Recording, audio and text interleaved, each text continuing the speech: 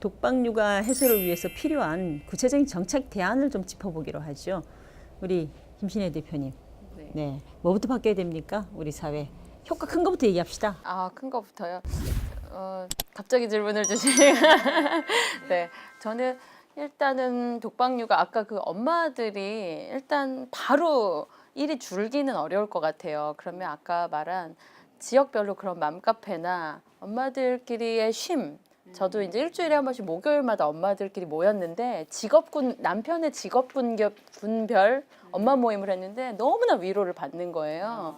그리고 돌아갈 에너지란 얘기를 하더라고요. 엄마들이 에너지를 얻는데요. 근데 너무 신기한 게 잠깐 30분 차를 마셔도 전혀 자기 삶을 이해 못 해주는 사람하고 함께 할 때랑 상당히 다른 경험이어서 저는 맘카페를 활성화하는 것들, 지금도 하고 계시잖아요. 네, 그런 일들이 좀 있었으면 좋겠다. 독박육아의 해소 해결이라기보다는 독박육아를 개인적으로 그래도 그렇죠. 조금 예. 에너지를 보충하는 것도 필요할 것 같고요. 엄마의 행복 지수. 저는 엄마가 행복한 만큼 아이가 행복하다고 항상 상담할 때 얘기를 해왔었는데요. 그런 것이 필요하고 그 다음에 두 번째는 자녀 교육. 아까 이제 육아에 대한 것도 있지만 자녀 교육에 있어서 엄마들이 너무 큰 부담을 안고 있거든요. 근데 아이들에 대해서 정확하게 좀 진로나 아니면 이 아이들에 대한 좀 그런 부담이 좀 주는 것도 저는 필요한 것 같아요. 이은진 박사님. 이제 독박육아의 현실이 약간 복합적이라고 말씀하셨으니까 대답도 아마 복합적이실 것 같은데요. 근데 정리를 좀 해주셔요. 우리가 만약 누가 이 사회를 리모델링 하겠다. 그런 힘이 있다고 만약에 가정한다면 뭐부터 들어가는 게 제일 빠를까요?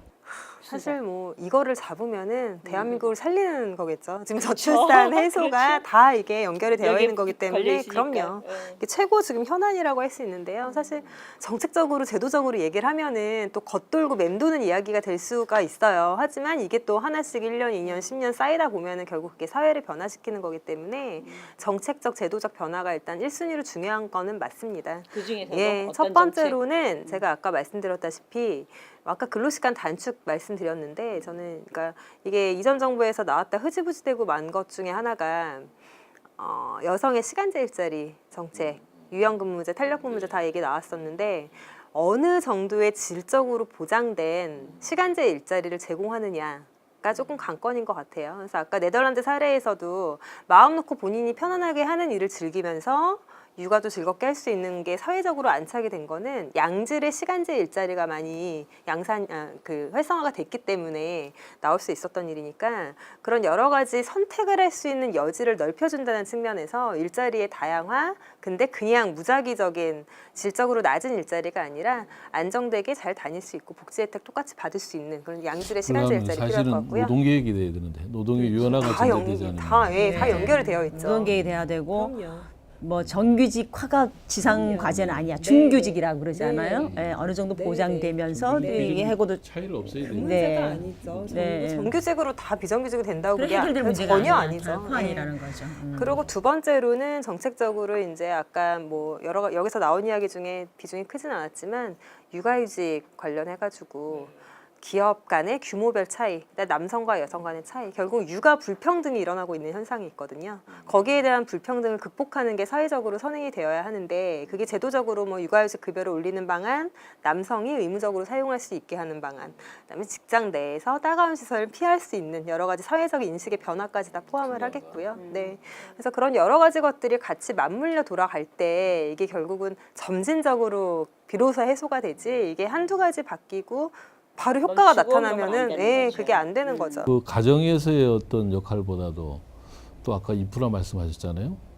이제 사회에서 인프라 부분에 또 뭐 제도적으로 더 보충할 건 없나요? 혹시 가정 내 역할보다? 지금 사실 이게 독박육아라는 거는 서두에 언급하셨다시피 취업모와 비취업모가 다르게 느끼는 부분이 있을지라도 그걸 나누면 안 되는 게 첫 번째 포인트고요. 두 번째에서는 가정 내에서의 독박육아냐, 사회적으로도 독박육아를 인정을 받느냐, 그 두 가지 문제를 다 극복을 해야 되는데 지금 현재 인프라로는 일단 처음에 우리가 뭐 독박육아를 피하기 위해서 보육시설을 늘린 건 아니지만 무상보육 도입이 13년이 됐죠.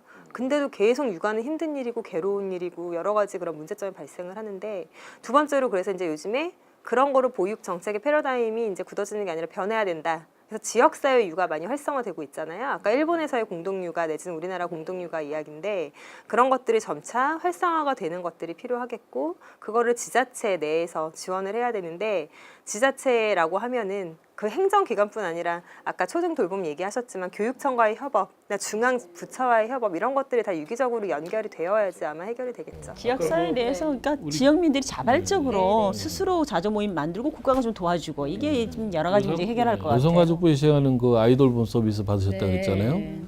그것이 상당히 도움이 된 저는 도움이 케이스인데 된 너무 힘들어요. 쉽지는 그래? 않아요. 매칭하기 그러니까 힘드네. 그러니까 그걸 오히려 그 정책적으로 예산을 좀 더 대폭해서 그런데 좀 많이 하면 좋지 않을까 생각이 예, 뭐 들더라고요. 늘어난다고 하고요. 아이돌봄 서비스는 이번에 늘어나는 거로 계획 발표했고 그뿐 아니라 이제 그러니까 다 맞물려 있는 거예요. 결국은 서비스를 아무리 주고 보육시설을 늘린다고 해도 그 육아가 괴로운 게 되면 안 되거든요. 그거는 결국 인식이랑 가치관 전환이 병행돼야 된다고 봅니다. 그것과 관련해서 아까 이제 진행자님이 얘기해 주신 진짜 그런 권한, 사회를 바꿀 수 있는 권한이 있다면 이 독박육아와 관련해서 저는 패밀리 리빌딩 운동이 필요하다고 생각해요. 네, 가족 회복 운동인데요. 왜냐하면 사실은 아까 말했듯이 그 관계들이 저도 남편이 아이를 그냥 제가 말하지 않아도 아이를 항상 안아주고 24시간 모유를 먹여주고 했던 기간들이 있거든요. 우리 가정 안에서 살펴보면 다 사랑으로 똘똘 뭉쳐서 아니야 자기야 하지마 내가 다 들게 이랬던 시간들이 다 있어요. 그러면 이런 것들을 뭐 할 수 없는 사람이어서 교육으로 강제로 해야 되냐라고 보면 대다수 결혼제도 안에 들어온 여성들이 다 한 번씩은 경험했거든요. 2살 때까지는 잘해줬는데 저 왜 저러는지 모르겠어. 뭐 이런 경우들을 저 이제 남편을 같이 상담을 해보면 완전 다른 얘기를 하세요. 그래서 대기업 임원분 남자분을 상담을 하고 아내분을 상담을 한 적이 있는데 와이프가 무시를 한다는 거예요. 집에 오면 나는 돈 벌어다 저는 기계다. 그리고 나 강아지밖에 나를 반겨주지 않는다. 한마디로 이 서로 우리 직원들도 그렇잖아요. 처음에 와서 열심히 일하시는 직원들이 어느 순간부터 일을 안 할 때는 좀 적당히 할 때는 사장님은 몰라요. 도대체 너 왜 갑자기 마음이 변했어? 근데 마음이 변한 부분도 있거든요. 저는 가족 회복이라는 것이 아주 사회 전반적인 운동이 필요한 때고 제도적 개선도 그것만으로 되는 건 아니지만 그거 없이 되는 것도 아니고 필요하다는 말씀도 주시고 또 인간성 회복 운동까지 갔으면 좋겠다는 말씀도 주시고 다양한 말씀이 나왔습니다. 조금 가족의 다양성을 넓혀봅시다. 지금 제도들이 들어와도 되게 일반 가정 중심인데 아까 뭐 공동체 육아 잠깐 나왔지만 이게 독박육아 진짜 독박육아 하는 분 계시잖아요. 형식적으로도 남자가 없는 독박육아 하시는 분들이 계시잖아요. 예, 이런 저 다양한 육아를 다 포괄하기 위한 변화에 대해서 우리 두 분 좀 좋은 말씀 한번 주십시오.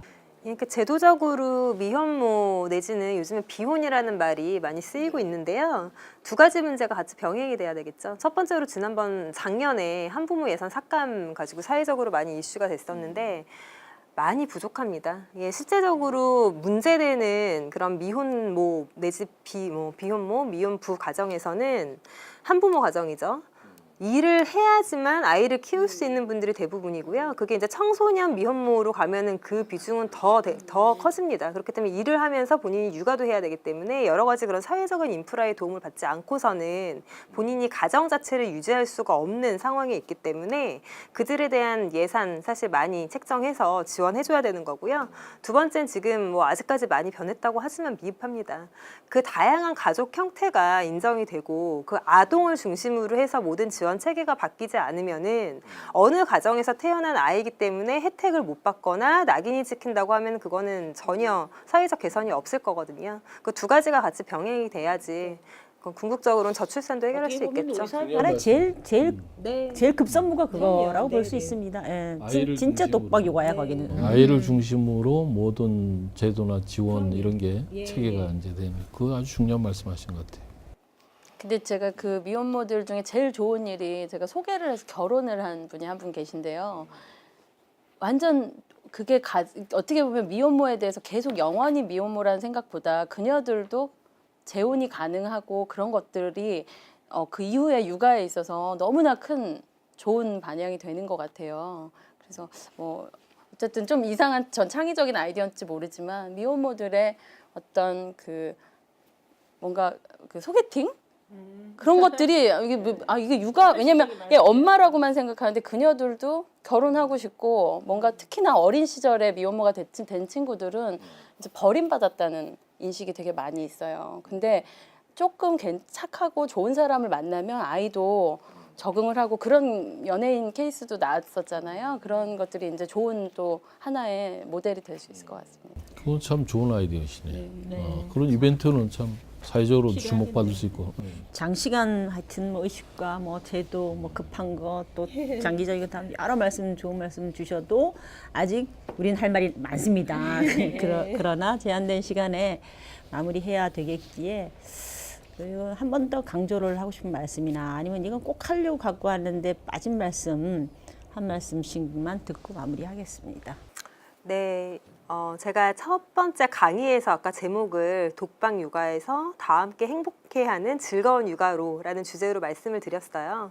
결국은 이게 독박 육아라는 것들이 제도적으로 많이 개선돼야 될 부분들이 많지만 마지막에 아까 말씀드렸던 것처럼 육아에 대한 행복감 을 본인이 느낄 수 있고 그게 사회적으로도 다 같이 육아에 대해서 서포팅이 되고 하는 것들이 이루어져야지 독박이라는 부정적인 의미가 육아 앞에 붙지 않을 것 같습니다. 그게 결국은 우리나라가 저출산 해소를 함에도 굉장히 큰 영향이 미칠 수 있는 부분이고요. 그래서 행복한 육아로 가려면 우리가 어떻게 해야 될까를 정책의 우선순위를 정해서 설계를 해야 될 거고요. 거기에선 키우는 사람들이 자부심을 갖고 육아라는 것에 얼마나 큰 가치를 가지고 있는지 정말 감동이고 사회적인 관계를 만드는 데 있어서 신뢰를 쌓는 일이고 그게 사회에 진짜 기여하는 일인 것을 다 같이 공감할 수 있는 사회적 분위기가 좀 만들어졌으면 좋겠습니다. 네. 우리 네. 지금 연구원님 말씀해 주신 걸 제가 이제 글로 잠깐 써왔는데 저는 요즘 청년들 보면 참 현명하다는 생각을 하는데 고생하지 않으라고 결혼도 하지 않고 육아도 하지 않고 늦추는데 예, 현명해요. 아주 저는 반대로 현명하지 않았는데 그럼에도 저는 새 아이를 낳고 오늘 중학교 2학년 아들이 저를 안아주고 갔어요. 엄마는 좋은 엄마라고. 너무나 기쁜데 제가 그 첫 번째 이유는 부모 된 것이 가장 큰 보람이 있다고 저는 생각해요. 제가 학위를 따든 공부를 잘하든 자격증을 따는 것 그 이상의 엄마 된다는 것은 저는 극한의 고통과 극한의 환희를 반복적으로 경험하는 롤러코스터 심지어는 자이로드랍이라고 생각을 해요. 그러나 최고의 여행은 심심하게 이렇게 하는 여행이 아니라 그 두 가지를 다 겪기 때문에 성숙하고 이 아이들을 통해서 참 나는 선물을 받았구나 이런 것들을 생각합니다. 그래서 큰 행복을 갖고 있습니다. 그리고 두 번째는 결국에는 사랑이 모든 것을 덮는다는 것입니다. 그리고 결혼이라는 제도 안에서 그 사랑을 온전히 경험하는 것 같아요. 물론 미움도 있고 증오도 있고 힘든 순간이 많지만 그래도 사랑의 3요소가 어쨌든 책임과 인정이라는 게 있잖아요. 그런 것들을 그냥 동거제도나 그냥 그런 것들을 통해서는 저는 어렵다고 생각을 합니다. 개인적으로. 그래서 많이 이렇게 M4 세대, 청년 실업, 또 결혼하지 않는 세대의 젊은 친구들에게 또 나이든 언니들한테도 저는 계속 추천을 해요. 언니 결혼했으면 좋겠다. 그리고 좋은 것은 거울을 보는 거예요. 너무 좋은 사람, 너무 뛰어난 사람 만나려고 그러면 힘이 드는데 나는 어떤 사람이지? 그럼 나는 어떤 결혼을 할 수 있지? 그리고 나는 어떤 아이를 나보다 너무 뛰어난 아이로 키우려고 하는 부담을 좀 줄이고 그 아이를 그냥 건강하게 이 아이가 자라난 대로 한다면 물론 육아는 상당히 힘든 일이지만 저는 좀 행복하게 의식 전환을 엄마들도 스스로 나는 지금 한 명의 생명을 선물로 받아서 키우는 일이야 이렇게 좀 전환하는 일들이 있었으면 좋겠습니다. 두 분 오늘 말씀 감사합니다. 독박 쓰다와 육아의 합성어인 독박 육아. 독박은 패자 혼자서 모든 책임을 뒤집어 쓴다는 표현입니다. 그렇다면 여성은, 엄마는 패자인가요? 오늘 주제는 남성으로서 많은 생각을 하게 하는 이야기였습니다. 우리 사회는 너무 모성애만을 강요하지 않았나 싶은데요. 여러 의미에서 반성의 시간이 됐습니다. 생각을 조금만 바꾼다면 아빠들의 육아 더 이상 어려운 일 아닙니다. 오늘 함께해 주신 두 분 감사드립니다. 저희는 다음 시간에 찾아뵙겠습니다. 시청해 주신 여러분 감사합니다.